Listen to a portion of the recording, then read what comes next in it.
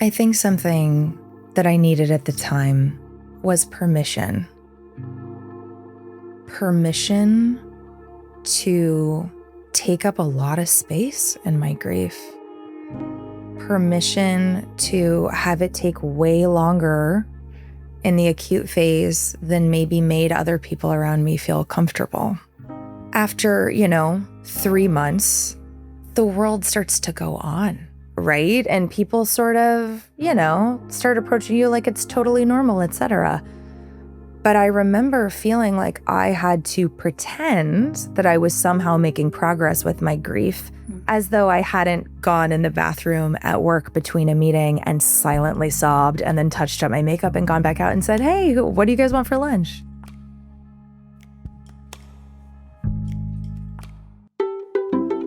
How do I stop overthinking? How can I stop doom scrolling in the morning? How do I set boundaries with my parents? How can I keep myself from freaking out at the news? How can I overcome imposter syndrome? How do I be happy again? How can I cope with this grief? Welcome back to Mind If We Talk, where you get to be a fly on the wall for mini therapy sessions and learn some mental health tips in the process. I'm your host, Haesue. I'm a licensed therapist with over 10 years of experience providing individual and family therapy. This week's question: how do I cope with grief and loss? This is a big one. It's something all of us deal with at some point in our lives, and despite being so universal, it's an experience that most of us don't know how to address. 3 to 5 days is the standard bereavement leave in the United States, yet up to 10% of adults may feel deep depression symptoms for over a year after loss. That's called prolonged grief disorder. If you're experiencing any kind of grief right now, I see you, I'm sorry, and you are not alone. I'm hoping this episode will help you feel understood and give you some tools for managing how you feel.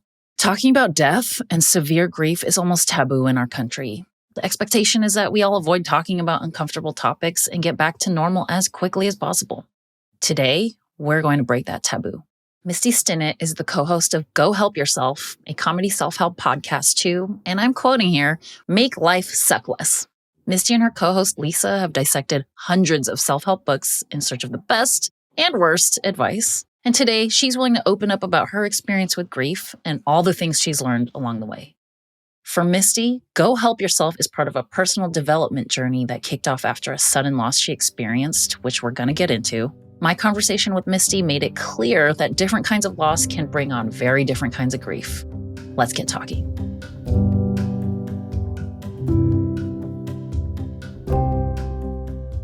Hi, Misty. Really excited to be talking to you today. Haesue, thank you so much for having me. I'm really glad that we're talking about this so that anyone who's going through it, feels less alone. That's right. I really hope this helps our listeners because grief is a universal experience, right? No one really is alone in grief, but for some reason when it's happening, we feel like we are. It's something everybody eventually experiences. So maybe we talk a little bit more about your experience with grief. Yeah, I have several experiences with grief, unfortunately, and I lost my dad very suddenly in 2012. I was 25 at the time, and really that sudden loss is what kicked off my personal development journey, because all of a sudden I found myself with not that many people who could understand, because in my mid-20s, I didn't know that many people who had lost a parent or someone significant. And I was feeling alone and feeling a lot of complex things that I wasn't sure how to manage. And that's when I sought therapy for the first time. And therapy really opened up my mental and emotional capacity to sit with difficult things, to reframe situations, to start to make meaning of my pain. I remember I opened up my podcast app one day and I said, surely there's a podcast that reads or summarizes self-help books so I can know in like an hour if it's worth my time, shortly. And it didn't exist. And I just thought, I think I'm going to have to make that. And so that's how Go Help Yourself was born. It's one of the more beautiful things that has come out of my grief and the loss of my dad. And it's something that has really helped me make sense of that pain Thank you for sharing that. And it's a great technique to channel your grief into some kind of action. And in this case, you're finding humor and helping others through your podcast, which is a really wonderful thing. You kind of alluded earlier to having experienced grief in another way. So I'm curious to hear more about the different kinds of experiences that you've had. You mentioned your father, of course, and I think there might be something else there that you were kind of hinting at. You know, when the world really opened up after that initial lockdown period, I decided I was going to do my own eat, pray, love and travel across Latin America. And I got a call that my aunt, my tia, who was my uncle's wife, had been diagnosed with terminal cancer. Laura was several years younger than my uncle. And so she was only 3 years older than me. When I got that news, it was gutting because she's a peer and she was healthy otherwise. It just felt so unexpected and so shocking. And she had a 5-year-old daughter, and my uncle needed to keep working to keep the health insurance, of course. And I decided that I would move in with them in order to help take care of her 5-year-old daughter and to start taking her to her medical appointments while my uncle was working, et cetera. And again, this is such a wildly different experience than my dad, because I actually lost my dad suddenly on Christmas Day in 2012. So there's a particular grief when it's a holiday where everyone celebrates every year. And it's the most wonderful time of the year for a lot of people. And I didn't see it coming, and I didn't know, and it completely shattered my reality. And then with Laura, we knew that she was going to pass at some point. And here I was looking into the eyes of a peer, a beloved family member and a peer. And the real difference there for me is that we knew we had probably a year or so with Laura, and we got to have so many conversations about, what do you think is on the other side? How do you feel about this? I don't want you to go. What do you want me to say to your daughter about these subjects? How do you want me to have the puberty conversation with her? You know, it's like it's devastating and heartbreaking.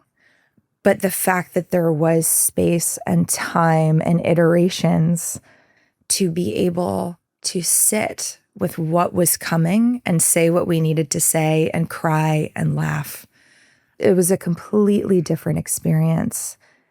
Those are some of the gifts. On the other side, because my dad passed suddenly, I did not have to witness his prolonged suffering.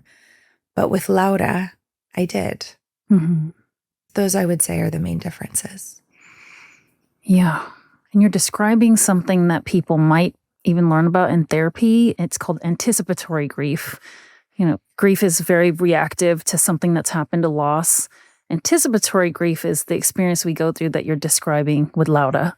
You know, you have this time and space almost to kind of plan the reality beyond that moment that they're gone with them, which kind of changes all of our experience with it. We know that whatever is on the other side of things, they are involved in, like you said, you've been so considerate to consider her decision-making, what life would look like for her child. But when it's so sudden, you use some language here that I think is very powerful, the shattering of reality. There was no time to think about it. In fact, there was a whole lifetime of thinking about the Christmases in the future we're going to have together, the milestones in my life that I have not yet shared with him. And all of that was just taken away very, very quickly. And it sounds like in between the two is almost 10 years. You've changed. You've had lifetimes of experiences. I'd love to hear more about your thoughts on how you feel like your experience with grief evolved in that time as well. The largest part for me is that grief has a way of stretching one's capacity for discomfort, whether you wanted to or not. You know, we find ourselves in these situations, whether by choice or if they're thrust upon us, the very first experience with my father's very sudden passing, it made the world feel dangerous and unstable. And it felt like, oh my gosh, anything terrible could happen at any time. I really struggled. I was living with my older sister at the time. And every single morning that she left for work for the first few months after my dad died, I thought, oh my God, that's the last time I might ever see her. So it kind of ripped this tear in the fabric of reality for me. And so I had to work on trusting the goodness of life again and trusting that safety and stability could be present and could feel good, that life could feel good again.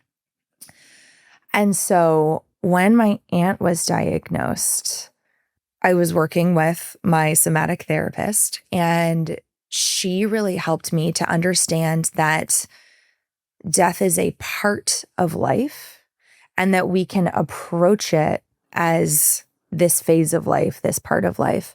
And with what the anticipatory grief allowed me to do is to accept, process, talk with my loved one.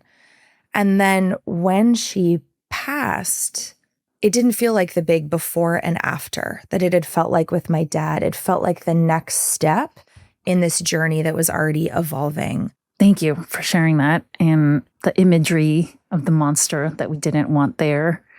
You know, monsters, if they were to appear in front of me, I can imagine myself, like you said, losing any sense of stability or safety in my environment.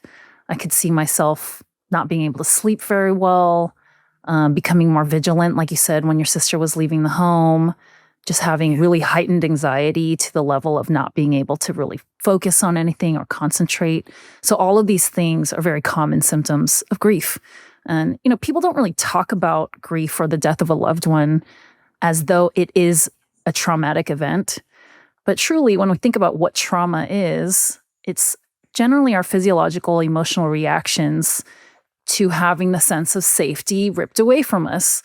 You mentioned that your therapist is a somatic therapist, and I'm going to guess that there's some people out there that don't know what that is, haven't really heard about it. So I'd love to hear from you after you've been in this kind of therapy, what your understanding, interpretation of what it is, how it's helped you, what somebody can expect if they were to go find a somatic therapist. Definitely. I would be so happy to share about this. So somatic therapy, it's dealing in bodily sensations, bodily intelligence. Most of us are not taught a large emotional vocabulary. If we are and we're able to describe nuanced emotions that we're feeling or even identify them, it's even rarer that we can go into our body and say, oh, like this is where I feel the sadness. I feel the sadness in the left side of my chest. It was so interesting when I first started getting into somatic therapy because we'd start a session that was a lot like talk therapy. How are you feeling? You know, what's coming up for you? And then it was learning and practicing in real time this skill of tuning into my body and going, well, where is that? What does that feel like? It has given me the gift of allowing me to sit with difficult emotions like grief and all of the emotions that encompasses and allow them to be paid attention to, move through if they need to by crying, by screaming, by breathing, by singing, whatever that is. And it does feel like a little bit of that leaves my body or gets unstuck each time. And so having both the cognitive behavioral therapy, the talk therapy, and the somatic therapy really helped me gain space in my body and find relief from some of those more acute symptoms of grief. Beautiful depiction of what you gained from somatic therapy. You mentioned the very strong tie between brain and body. You also alluded to, in our Western society, us not really thinking about or learning about that connection, sometimes until much later in our lives when it's reactive to needing to figure that connection out. And some people never figure it out at all. And so it makes sense when your body's uncomfortable, but you don't know why. the initial thing, your brains just kind of perceive it as like, I'm unwell, I'm not well. And some people panic from that. Some people get worse from that, deteriorate. So being able to tune into these subtle things within us is such a good practice. People out there may have heard of things like mindfulness, grounding exercises, being centered. And a lot of that has to do with tuning into those internal processes that are happening to us physiologically. It is very Western that we don't really think about how mental health challenges can manifest in our bodies. But actually, for a lot of Eastern cultures, people aren't really talking about explicitly, verbally, their emotions and their experiences with feelings or that internal process. But in fact, a lot of the manifestations of mental health struggle is somatic. So somebody that is depressed in maybe an Eastern country may come to a doctor saying, my neck really hurts. I don't know where all this tension is coming from, but it's making it so I can't work. And oftentimes people don't have the language for, I think it's because I'm so anxious and I'm hiking up my shoulders to my ears all day. What's something that you think is misunderstood about grief? Something that you wish more people would pause to consider when thinking about it? Something I learned in the wake of my dad's passing is that I could feel wildly happy and desperately sad at the same time. 3 weeks after my dad passed, I got what was at the time my dream job. And I didn't want anybody at work to know I was grieving. I didn't want them to think I couldn't handle the new job. And I remember feeling so excited about that job, so grateful, so wildly sad, so desperately scared, so freaked out, so imposter syndrome, also very capable. It just showed me that so many things can be present at the same time and that there's a lot of complexity in there.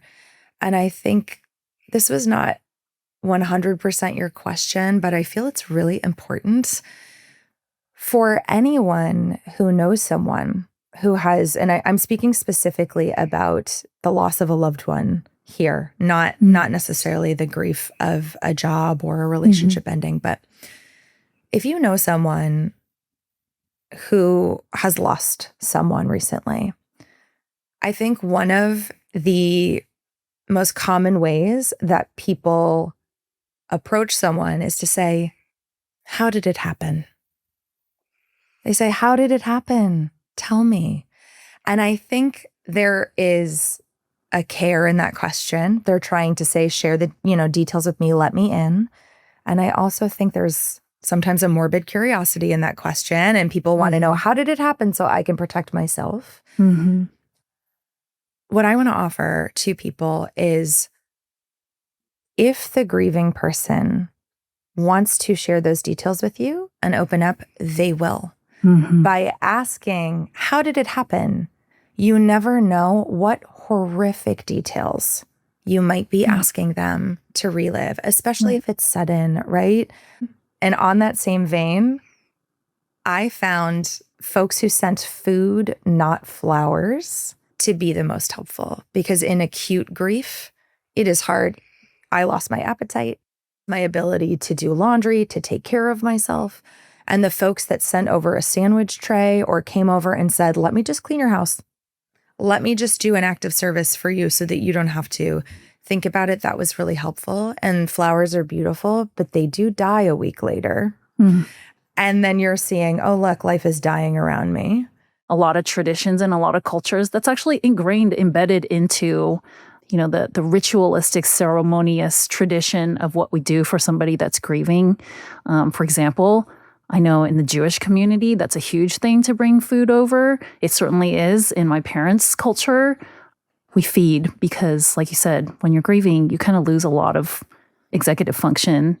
I think in these great tips that you've provided, you've also kind of given me a little bit of a glimpse into how grief has impacted you at that time, what you were going through in the immediate days following. But I'd love to hear a little bit more about how you feel like it's been impacting you now. This Christmas Day will be 13 years since I lost my dad. And where I am with death and grief now is that it has allowed me to embrace the finitude of life in a very healthy way, and in a way that helps me appreciate every single sunset, every miracle that is a flower blooming on the bush next door.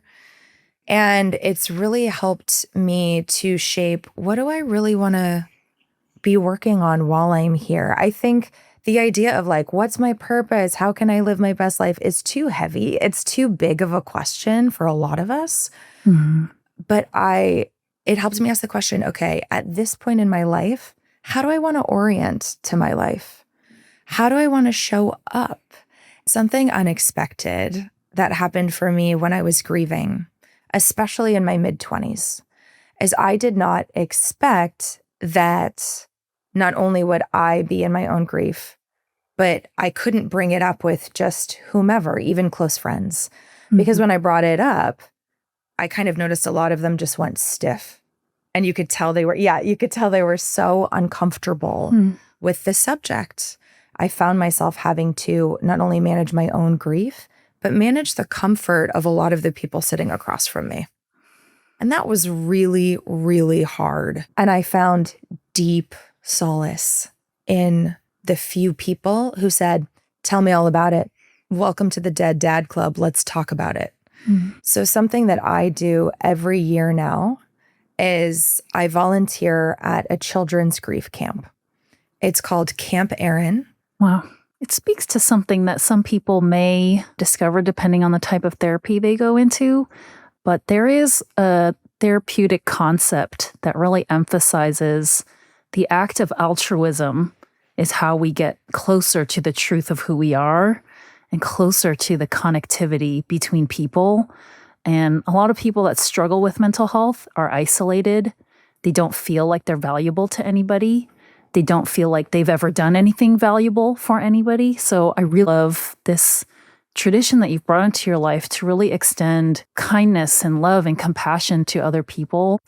You're providing something so valuable to these kids. It's perspective, it's firsthand experience of something that they're going through. Is there something that you now know you needed at that time and you didn't necessarily receive it? And maybe it's something that you're now able to provide to yourself? I think something that I needed at the time that I had a little bit of, but really could have used a lot more in an ongoing way, was permission. And what I mean is permission to take up a lot of space in my grief. Permission to have it take way longer in the acute phase than maybe made other people around me feel comfortable.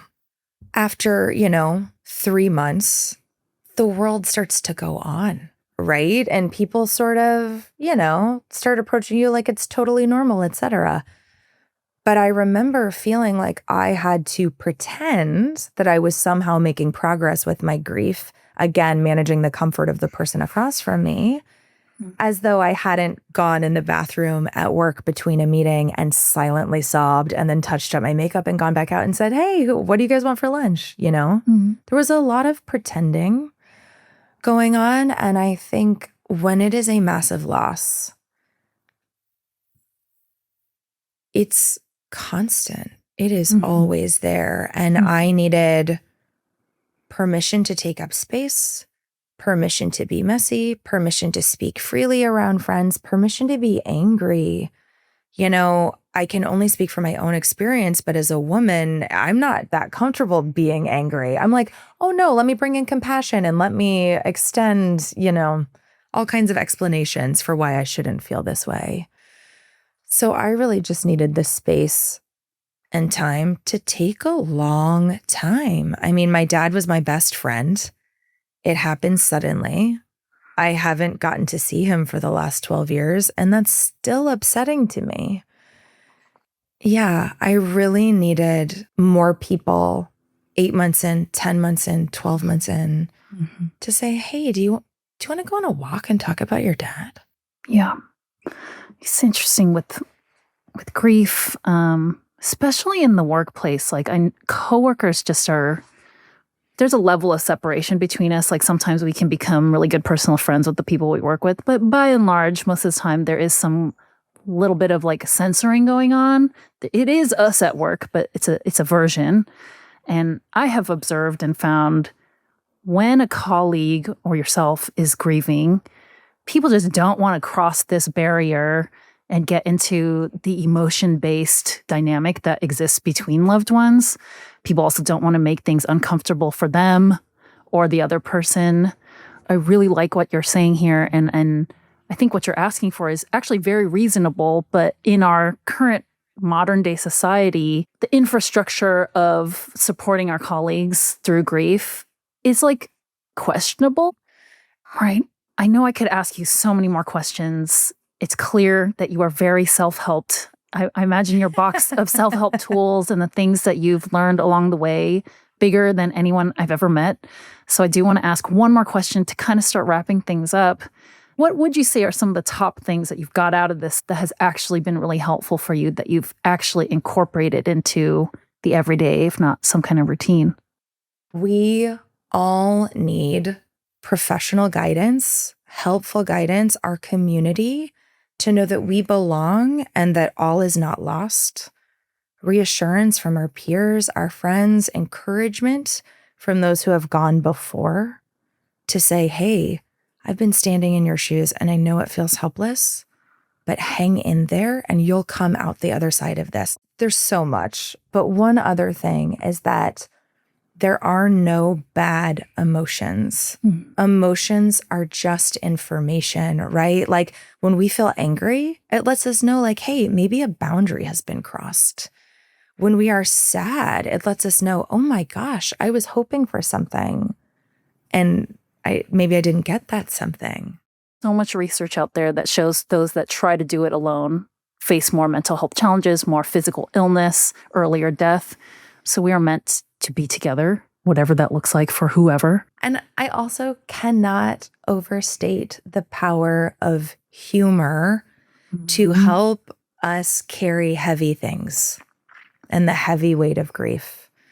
It is okay to laugh, take yourself to a comedy movie, scroll TikTok on your For You page, whatever it is. And also, there's a time and place to dissociate. There's a time and place to say, you know what, I've been processing a lot. It's too much. I'm going to tap out. Thank you so much for this conversation, for being so open, for being vulnerable, and sharing such valuable insight through the experiences that you've had. I'm very, very grateful for your time and your energy and just for being here today. Thank you so much for having me, Haesue. So much came up in that discussion with Misty. She's further along in her grief journey and has experience with a couple different kinds of therapy. But there's still plenty of challenges to expand upon here because when you're grieving, there really isn't a standard playbook. You might only realize a lot about what you need after the fact. So let's try to break down that conversation and see if we can pull out some more specific guidance. And who better to do that than another therapist? Joining us again here on the show is Dr. Sreela Roy-Greene, Clinical Operations Manager at BetterHelp. Sreela is a personal friend of mine, and she's been a therapist for years. Both of us have helped many clients work through their grief, and we've found that, of course, this emotion looks a bit different for everybody. With that in mind, we zeroed in on some interesting parts of Misty's story and pulled out some advice and exercises for you all to think about. Let's get into it. Sreela, thanks so much for being here. Thanks for having me, Haesue. Misty talked about hiding her grief, constantly feeling like she was pretending so she could avoid the stigma and social awkwardness that sometimes comes with experiencing grief. So I wanted to dive a little bit deeper and see how you would recommend, you as a licensed professional therapist, recommend someone who's grieving move through social and professional spaces. I mean, something that comes to mind now is it's been multiple times throughout my career that not just as a therapist, but through my colleagues, somebody has lost someone very significant to them. And that conversation comes up of, I don't know how to navigate the workplace with this. People are saying weird things to me. They're kind of acting strange around me. that reaction in and of itself speaks to the larger issue, right? It's not something that people feel comfortable processing, talking about, being open about, and yet it's something every single person experiences, whether that's in a relationship ending, which is a separate type of grief, but it's a grief nonetheless, the loss of any loved one. That can be a pet or a friend, and then you've got family members, right? There is no right way. There is no perfect way to go through grief because it is so individual. It is so subjective to the person experiencing it because it's theirs. And the other piece to it is it's so fluid. There is no one way to feel. And on top of that, no one day looks like the next or another, and I think addressing that head on is the biggest thing, is to be able to say, I'm going through something, I'm going through some grief right now, or I've had this really significant loss and I really don't know how I feel about it. It's okay to say that too.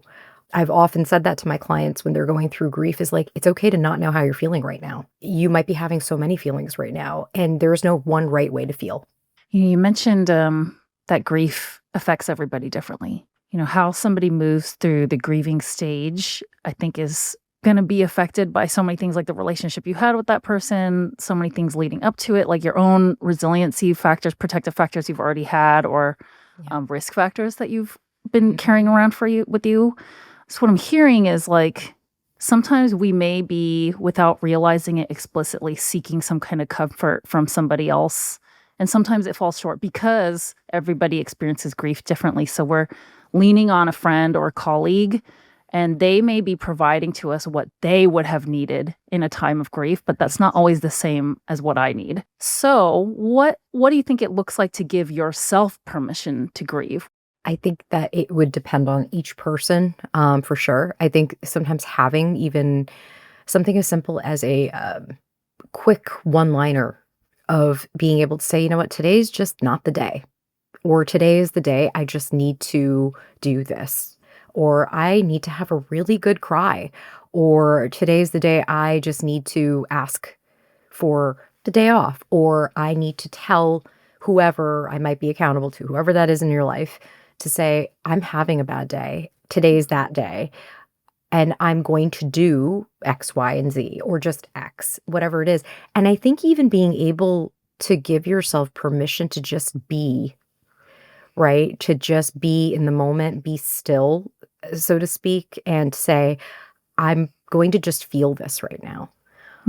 Because if I don't, and I don't give myself that permission, it's going to create a really difficult dynamic for myself to not move through how I am feeling right now in the here and now. My other favorite tip is, what would you say to somebody you care about in this moment? If they were there and they were struggling, what would you ask them to do? How would you give them permission? And then apply that to yourself instead. I love that last tip. It's so similar to what I've been thinking of how I would respond to this. Like, with my clients, I do a lot of work in getting in touch with the inner child. I may not say it explicitly that we're going to be doing this, but what I find is that a lot of us are carrying around trauma that happened to us when we're very young.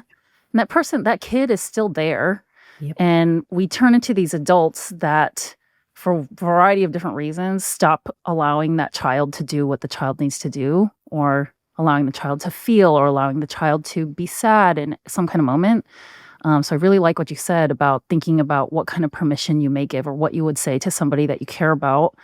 Somehow along the way, a lot of us neglect to care for ourselves in that warm, nurturing, kind, patient way. I agree 100%. One thing you just said that really resonated with me is that child is still in there. We've internalized so many perhaps not kind messages over time, or messages we wish we had gotten, and are not taught from a young age how to navigate these negative experiences, or for that matter, grief. You fast forward, you become an adult, and it's like, well, how do I do that? It was never done for me. Something that has also come up with my clients, but also in this conversation that I had with Misty, is this idea that when somebody passes away, especially abruptly, suddenly, no warning, we didn't know it was going to happen, there's this like loss of trust in our environment, in the safety of our world, the stability that we've come to understand. Like, she talked about feeling afraid, of the world after her father had passed away. Yeah. She felt like something terrible could happen at any minute. And I think there are a lot of traumatic experiences that could give somebody a very similar feeling to that. Sure. So, what are some good first steps, as Misty put it, to trust that life could feel good again? A lot of it has to do with grounding oneself and some basic kind of strategies and grounding techniques to remind yourself you are in the here and the now. Creating a safe space too. I think that's the other piece is having worked with individuals who have significant trauma, recreating, redefining spaces and relationships even to some degree to make them safe for you. Grounding can be something as simple as like keeping something in your hand, that is tactile and grounding for you that makes you feel safe. Pictures, using five senses to really feel kind of in the present moment and being able to acknowledge and be here now. I'm okay. Having mantras of sorts or key talking points with yourself. And it's okay to also lean on the people who you can lean on to help you through that, to remind you that you're safe. Something as simple as your partner or a loved one or a sibling, whoever, being able to say, I got you. You're okay. You're okay with me. And it's okay to teach people that too, to say that to you. Like, I need you to say this to me if I start to spiral or I start to feel emotional or overwhelmed or feel unsafe. And I say this to you, I need you to say this to me.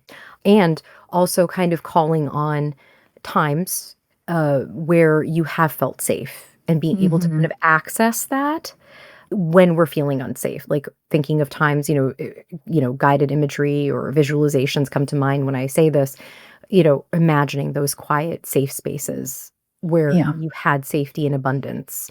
It takes practice though, too. That's the other thing I try to remind people, especially my clients, is that if you're going to try these techniques and these strategies, it's a really good idea to also practice them as much as possible so they become a habit.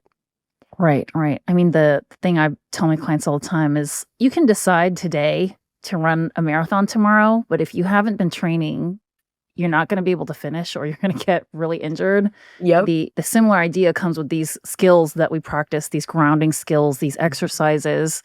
If you just think that you're going to do it tomorrow when you have a panic attack, it's probably not going to work out very well because you haven't been practicing or training that muscle. So similar to this idea that there's certain exercises that can connect our minds and our bodies to find some kind of soothing for ourselves. I know that grief and other types of emotional stress can actually be held in our body. That's something that therapists talk about. And certain types of therapists also practice something called somatic therapy. Yep. And this is something that Misty brought up. This is part of her journey. That was part of her healing. She described very briefly in our conversation a little bit about what somebody can expect by going into this. But do you ever do this kind of work with clients? And even if you don't, I imagine you're familiar with some of it. So what might you say is a good entry-level somatic exercise for grief to help listeners get into their body a little bit more? I've done, I guess, some various degrees of some somatic work before it actually probably got that name. And in the years since I've been practicing, it's become its own, carved out therapeutic intervention. And I think it's fantastic, by the way. The things that do come to mind is when I've been sitting in a session with a client and they're in distress and they're feeling overwhelmed, one of the first things that I would say is, where are you feeling this right now in your body? How is it feeling for you? What's coming up for you beyond just what you talked about or what you're, specifically discussing in the here and now? Something else must have come up for you. What do you think that was? And where are you feeling it? And really acknowledging that physical sensation. It might be, I'll use nausea as my example. I'll have a client that be like, as I was just talking about that, I just felt so sick to my stomach. I feel like I'm going to throw up. And then it's talking it out and then deep breathing and getting through it and seeing like, what do you think that is? And where did that come from? And what did that elicit for you? Obviously, I'm paraphrasing and it's much deeper than that, but really helping them to walk through the physical sensation of that and hopefully getting them to a safer place where they're maybe not feeling so sick to their stomach ultimately, but being able to then process, like once that physical sensation is passed, then really sitting down and being like, what do you think the origin of that may have been? Or where do you think, what was causing that to really sit there? I think that it has a lot of value because, again, we don't always recognize that we're holding stuff in. Yeah. I think it's great modeling for people to start paying attention, because even where do you feel it now? What does it feel like on a scale of so-and-so? Like, is it a hot feeling? Is it like all these things that people don't really ask themselves? I think is a really, really good practice. You know, some people, and Misty kind of alluded to this too, some people even describe having had more insight come through their grief, maybe having some kind of positive associations with something that has happened because they've learned something about themselves, something changed in a different relationship in their life as a result of what happened here, maybe a deeper sense of gratitude for something. So I know this is a complicated idea, but I was hoping that we could get into this notion. Can grief teach us something? You know, maybe some listeners out there who've experienced a more recent loss, they're not quite there yet, or maybe they won't be there. Or disagree even with the idea and the concept that grief and loss can have something to teach us. But curious to know what your thoughts are on this concept. This may not be something that everybody's ready to hear, but grief can be an amazing teacher when you're ready for it. I think that's the piece. You have to be ready for it.